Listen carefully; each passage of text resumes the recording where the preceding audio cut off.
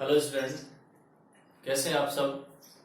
देखिए, कल हम बात कर रहे थे विद्युत क्षेत्र के बारे में, और जब विद्युत क्षेत्र के बारे में बात कर रहे थे तो हमने वहां पर देखा था कि विद्युत क्षेत्र में एक परीक्षण धनावेश की भी बात की थी।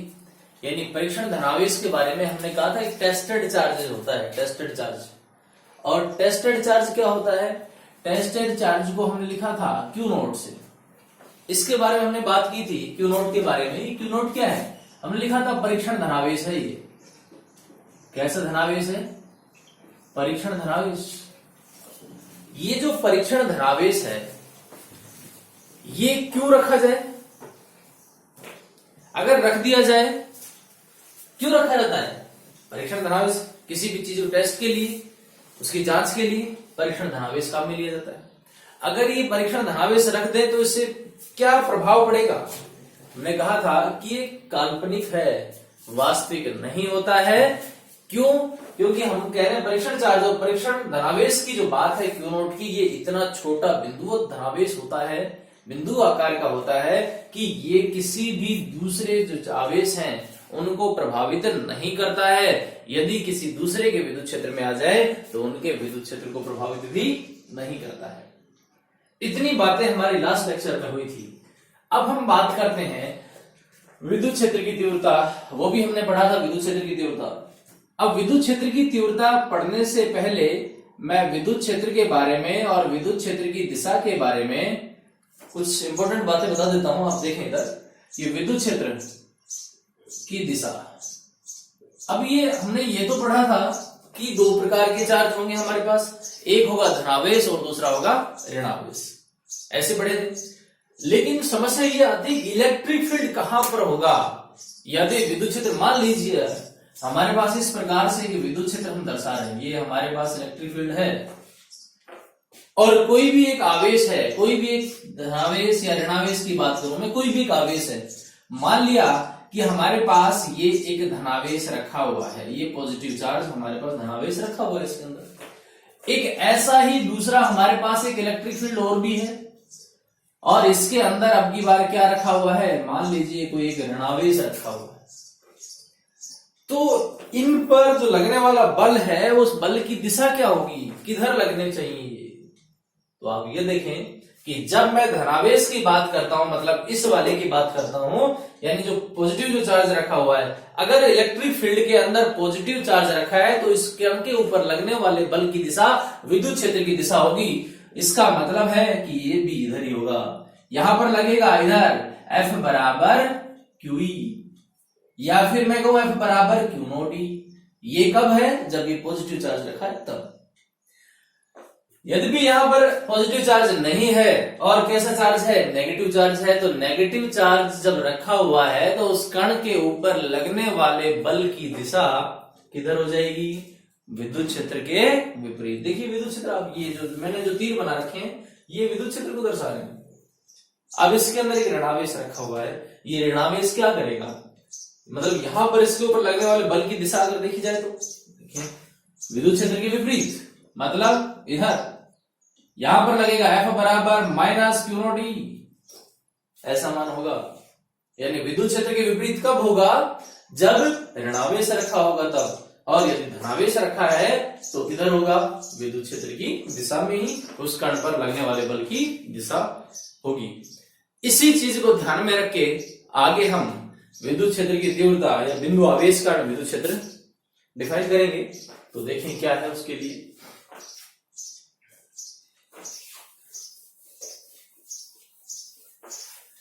बिंदु आवेश के कारण विद्युत क्षेत्र, बिंदु आवेश के कारण विद्युत क्षेत्र। अब हमें बिंदु आवेश के कारण विद्युत क्षेत्र बनाना है, तो क्या करें? पहले तो बिंदु आवेश मान लें, यही करना पड़ेगा। अगर हमें ऐसा करना है तो सबसे पहले हम क्या करें? एक बिंदु आवेश मान लेते हैं। और जब हम बिंदु आवेश मानेंगे तो मान लीजिए कि कोई भी एक बिंदु आवेश, हाँ ये बिंदु आवेश है। इस बिंदु आवेश के कारण विद्युत क्षेत्र की तीव्रता, कितना विद्युत क्षेत्र बन रहा है हमें वो निकालना है। अब मान लेते हैं कि ये जो हमारे पास बिंदु आवेश है यहां पर एक प्लस क्यू आवेश रखा हुआ है, इस बिंदु के ऊपर क्या रखा हुआ है, प्लस क्यू, मतलब एक धनावेश रखा हुआ है। इसके कारण विद्युत क्षेत्र की तीव्रता कितनी होगी वो हमें जनरेट करना है। तो अब क्या करेंगे, इसके लिए हमें कुछ चीजें माननी पड़ेगी। ये हमें पास माना हुआ है कि माना बिंदु आवेश प्लस क्यू, बिंदु आवेश प्लस क्यू बिंदु O पर स्थित है, इसको क्या मान लिया जाए, बिंदु O मान लिया जाए, या फिर मैं इसको पॉजिटिव चार्ज को प्लस क्यू को ऊपर की तरफ लिख देता हूं, इसको मान लेता हूं बिंदु O पर स्थित है, इसको बिंदु O मान लेते हैं। बिंदु आवेश प्लस क्यू से, अब ये बिंदु जो आवेश है O के ऊपर रखा हुआ है, इससे प्लस क्यू से R दूरी पर, कितनी दूरी पर, R दूरी पर, यहां से यहां तक की डिस्टेंस कितनी होगी, R दूरी के ऊपर क्या रखा हुआ है, एक परीक्षण धनावेश रखा हुआ है। परीक्षण धनावेश, विद्युत क्षेत्र निकालने के लिए हम टेस्टेड चार्ज का उपयोग करते हैं, क्यू नोट का, परीक्षण धनावेश का। ऐसा मान लेते हैं कि हमारे पास एक धनावेश रखा है, बिंदु आवेश प्लस क्यू रखा हुआ है, कहां पर रखा हुआ है, बिंदु O पर। अब बिंदु O पर ये रखा हुआ है, और यहां से इस बिंदु O से और किसी थोड़ी दूरी पर एक बिंदु P मान लेते हैं, यहां पर इसको क्या मान लेते हैं, बिंदु P। इस बिंदु P पर हमने क्या रख दिया, क्यू नोट एक आवेश रख दिया। ये क्यू नोट आवेश कितनी दूरी पर है, R दूरी पर है। तो हमें यहां पर क्या करना है, विद्युत क्षेत्र की तीव्रता निकालनी है। क्या करना है, विद्युत क्षेत्र की तीव्रता निकालनी है। बिंदु P के ऊपर हमने क्या कर दिया, परीक्षण धनावेश रख दिया। ठीक है, तो अब जो बातें हमने इसमें मानी है वही बातें हमें क्या करनी पड़ेगी, ये सारी बातें लिखनी पड़ेगी। क्या लिखें, माना किसी बिंदु आवेश, माना किसी बिंदु आवेश प्लस क्यू जो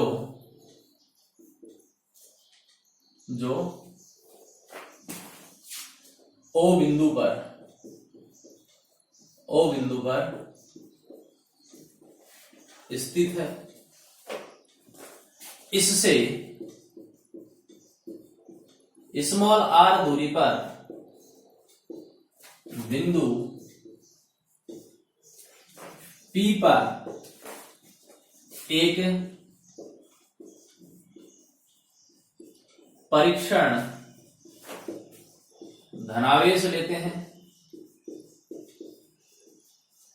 एक परीक्षण धनावेश लेते हैं, जिसके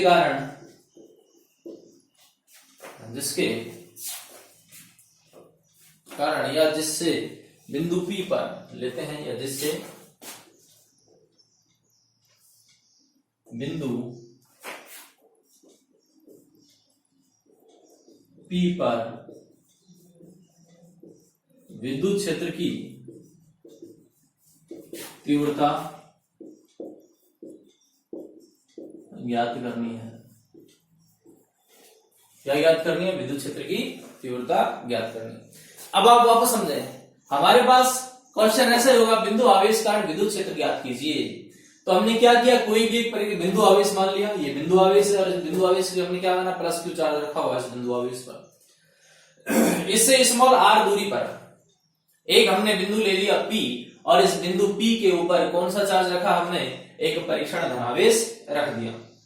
अब ये जो परीक्षण धनावेश रखते हैं, ये परीक्षण धनावेश क्यों रखा, क्योंकि हमें यहां पर इससे r दूरी के ऊपर क्या करना है, बिंदु P पर विद्युत क्षेत्र की तीव्रता ज्ञात करनी है। तो अब क्या करेंगे, आवेश जो प्लस क्यू है, इस प्लस क्यू के कारण P बिंदु पर क्या लिखें, आवेश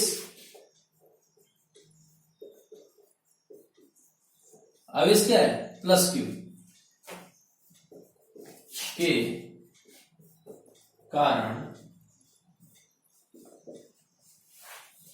कारण बिंदु P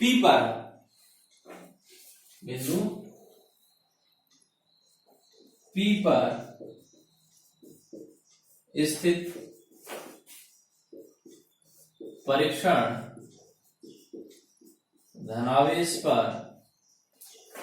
परीक्षण धनावेश पर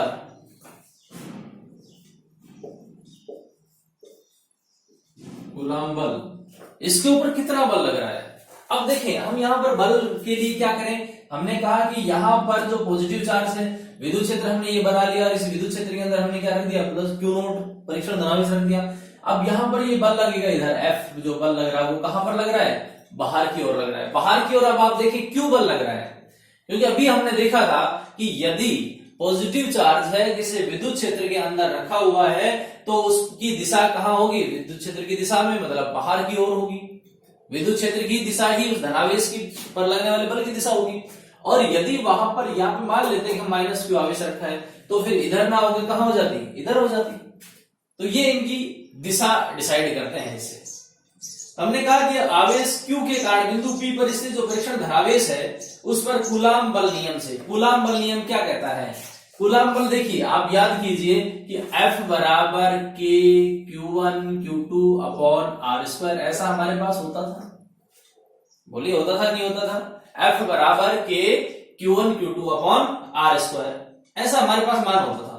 लेकिन अब यहां पर हमारे पास Q1 Q2 तो है नहीं, है क्या, तो हमारे पास दो आवेश हैं यहाँ पर। कौन कौन से दो आवेश हैं, अब आप देखिए एक तो आवेश है हमारे पास प्लस Q और ये दूसरा है Q नोट, तो यहीं पर तो रखना पड़ेगा, ये जो Q1 है ये Q2 है यहीं पर तो रखना पड़ेगा।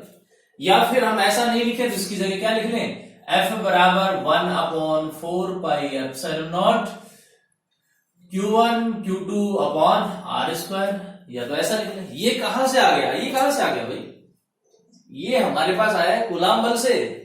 कूलाम्ब बल का जो नियम पढ़ा था वहां से हमारे पास आता है कि आवेश प्लस Q के कारण बिंदु P पर स्थित परीक्षण धनावेश पर कूलाम्ब बल कितना लगेगा, F बराबर K Q1 Q2, Q1 ये रहा Q2 ये रहा, Q1 Q2 upon R square. अब आप समझे वापस, Q1 Q2, Q1 हमारे पास कहां है, ये रहा, Q2 कहां है, ये रहा, है कि नहीं है, Q1 और Q2। तो हमारे पास यहां इस प्रकार से होगा। अब यहां हम बात करें कि जो परिमाण है, जो विद्युत क्षेत्र का जो परिमाण है, या फिर हम बात करें विद्युत क्षेत्र जो है, तो विद्युत क्षेत्र की बात करेंगे तो उससे पहले हम पढ़ चुके हैं कि विद्युत क्षेत्र क्या होता है। विद्युत क्षेत्र के लिए हमारे पास एक फॉर्मूला है, विद्युत क्षेत्र के लिए देखिए, विद्युत क्षेत्र के लिए क्या फॉर्मूला है, हमने पढ़ा था कि विद्युत क्षेत्र के लिए हमारे पास लगने वाला बल F बराबर QE, तो यहां पर E बराबर क्या है, F upon Q note, F upon क्या है, Q नोट। तो हम लिखें कि परिभाषा से, किससे, परिभाषा से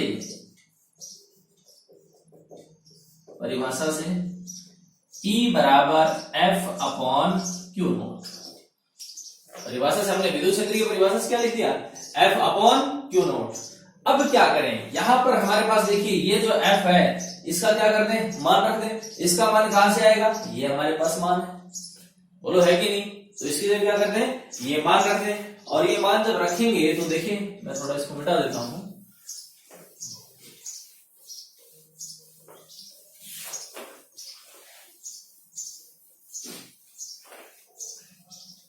अब आप देखें इसको कि E बराबर F अपॉन Q नोट हमारे पास आया कहां से, परिभाषा से। किसकी परिभाषा से आया, विद्युत क्षेत्र की परिभाषा से आया कि नहीं आया। अब यहां परिभाषा, अब यहां क्या करें, E बराबर क्या है, विद्युत क्षेत्र, क्या है, विद्युत क्षेत्र। F क्या है, लगने वाला बल या कूलाम्ब बल। तो अब देखिए उसको लिखें कि E बराबर, हमें क्या निकालना है, विद्युत क्षेत्र निकालना है, E बराबर F अपॉन Q नोट। अब आप F का मान ध्यान से रखिए, F अपॉन Q नोट, ये पूरा मान F का है, ये Q नोट है, तो मैं पहले इसको क्या करूं, 1 अपॉन Q नोट तो लिख दूं, बोलिए 1 अपॉन Q नोट ऐसा लिख सकते हैं। अगर हमने यहां से लिख दिया कि 1 अपॉन Q नोट, ठीक है, 1 अपॉन Q नोट, तो अब जो बचा है वो क्या बच जाएगा, ये पूरा का पूरा मान बच जाएगा। ये किसकी जगह रखा जाएगा, बोलिए ये किसकी जगह रखा जाएगा, ये रखा जाएगा F की जगह। हमारे पास मान क्या था, F अपॉन Q नोट, ये देखिए Q नोट को मैंने अलग कर दिया, F बचा, F का मान रख दीजिए। कि q naught upon r square और साथ में क्या लगा दिया जाए, आर कैप। किसके लिए, सदिश के लिए। स्थिति सदिश हमारे पास क्या रह जाएगा, इसका आर कैप हो जाएगा। तो अब यहां से हमारे पास बचेगा क्या, के क्यू अपॉन आर स्क्वायर। यहां से हमारे पास क्या बचेगा, ई बराबर के क्यू अपॉन आर स्क्वायर और साथ में क्या बचेगा, आर कैप। क्यों, क्यू नॉट इस क्यू नॉट को कैंसिल कर देगा, तो यहां पर क्या बचेगा, के क्यू अपॉन आर स्क्वायर। ये हमारे पास बिंदु आवेश के कारण विद्युत क्षेत्र होगा। ई बराबर के क्यू अपॉन आर स्क्वायर, साथ में क्या रहेगा, आर कैप रहेगा। रहेगा ही नहीं रहेगा। यानी बिंदु जो P है, बिंदु P पर विद्युत क्षेत्र की दिशा, बिंदु P पर जो हमने ऐसा डायग्राम बनाया था, तो क्या लिख दें कि बिंदु P पर विद्युत क्षेत्र की दिशा, क्षेत्र की दिशा किसको इंगित करेगी, किसको, किधर दर्शाएगी, बिंदु P पर विद्युत क्षेत्र की दिशा कहां से होगी, OP की और OP। बिंदु P पर विद्युत क्षेत्र की दिशा किधर होगा, OP की ओर होगी। यदि ऐसे ही होता, अगर माइनस क्यू आवेश ले लेते, क्या ले लेते, माइनस क्यू आवेश, तो देखिए अगर माइनस क्यू आवेश होता, अब आपके दिमाग में एक बात और भी आ रही है, सर आपने वहां परीक्षण धनावेश लिया था, प्लस क्यू आवेश लिया था। देखो ऐसा जब हमने डायग्राम बनाया था, तो यहाँ पर प्लस क्यू आवेश रखा है, यहाँ पर बिंदु P, ये बीच की दूरी r है, यहाँ पर परीक्षण धनावेश रख दिया था। यहाँ पर हमने कहा था प्लस आवेश रखा है, इसलिए विद्युत क्षेत्र कहाँ होगा, बाहर की ओर, इस पर लगने वाला बल कहाँ होगा, बाहर की ओर, इधर होगा। यदि मान लीजिए ऐसा नहीं होता, ये नहीं लेते और क्या ले लेते, माइनस क्यू ले लेते, तो क्या हो जाता, कोई फर्क नहीं पड़ता। क्या फर्क पड़ेगा, देखें यहां पर हमारे पास होगा रिजल्ट, तो क्या लिखे, माइनस क्यू आवेश के कारण, आवेश के कारण विद्युत क्षेत्र, विद्युत क्षेत्र मान तो यही आता, ई बराबर के क्यू अपॉन आर स्क्वायर, साथ में क्या कर देते, माइनस आर कैप, ऐसा लिख देते। ये हमारे पास कब होता, जब हम क्या करते, माइनस क्यू आवेश उस जगह पर लिख देते, तब हमारे पास ऐसा होगा। इसका मतलब ये क्या है, अभी देखिए इसका मतलब हमारे पास यहां पर जो पहले दिशा आई थी वो कहां आई थी, O से P की ओर आई थी। लेकिन यदि यहां पर माइनस ले लिया जाता, तो फिर अब की बार कहां से आएगी, क्या लिखते हैं, विद्युत क्षेत्र की दिशा,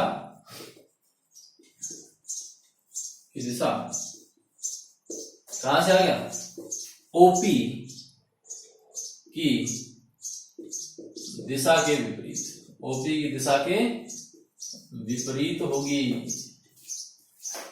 क्लियर। यदि प्लस क्यू आवेश लिया तो ऐसा रिजल्ट आया, अब नहीं तो ऐसा भी आएगा। अब एक बात और पूछी जाती है, यहां से कई बार एक ग्राफ पूछ लिया जाता है। क्या पूछ लिया जाता है, ग्राफ। किस में, अब आप देखें ग्राफ किसके साथ में, छोटा सा सिंपल सा ग्राफ है। यहां पर विद्युत क्षेत्र और इसकी दूरी में क्या संबंध दर्शाने वाला ग्राफ बताइए, संबंध दर्शाने वाला ग्राफ। तो यहां पर ग्राफ क्या हो जाएगा, देखें इसमें विद्युत क्षेत्र व दूरी में ग्राफ। अगर ग्राफ प्लॉट करें तो यहां पर देखिए ई, मान लेते हैं हमारे पास ये ई है और ये क्या है, आर। अब आप देखें कि यहां पर जो ई है, यहां पर क्या है, आर स्क्वायर है, यहां पर ये ई है और यहां पर क्या है, ये आर स्क्वायर है। दोनों मान है, ई भी है और आर स्क्वायर भी है। लेकिन हमें तो किस में निकालना है, हमें तो आर में निकालना है। किसमें निकालना है, आर में। तो यदि हम आर में निकालें, किसमें निकाले, आर में। अब यानी एक मिनट, इसको मिटा देता हूं मैं, इसी को देख लें, माइनस प्लस का कोई फर्क नहीं पड़ेगा, यहां मिटा के इधर लिख देता हूं। विद्युत क्षेत्र की तीव्रता, विद्युत क्षेत्र की तीव्रता और दूरी में संबंध क्या है, इन दोनों में क्या ग्राफ बढ़ेगा। तो हम अगर बात करें ई और आर की, ई और आर की, तो देखो ये हमारे पास मान लीजिए ई है, ये आर है। तो ये आपस में व्युत्क्रमानुपाती नहीं लग रहे आपको? तो यहां पर संबंध बनेगा इस प्रकार से, एक वक्र E प्रोपोर्शनल 1/r²। ऐसा मान होगा कि नहीं होगा? और यदि हमारे पास E वह 1/r² में, ये तो किसमें था? E व R में।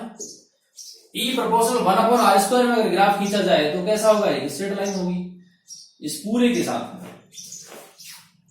E प्रोपोर्शनल 1/r², इस पूरे के साथ में ग्राफ बनाया जाए तो कैसा होगा? स्ट्रेट लाइन होगी E, और ये क्या होगा? 1/r²। तो ये कैसा बन जाएगा? एक स्ट्रेट लाइन बन जाएगी। ये हमारे पास हो गया किसी बिंदु आवेश कारण विद्युत क्षेत्र की तीव्रता या विद्युत क्षेत्र। इस प्रकार से हम निकालेंगे, और जो ग्राफ है तीव्रता और दूरी में जो संबंध है वो इस प्रकार से ग्राफ बना के दर्शाएंगे। आज के लिए इस लेक्चर में इतना ही। नेक्स्ट अगले वीडियो में। Thank you.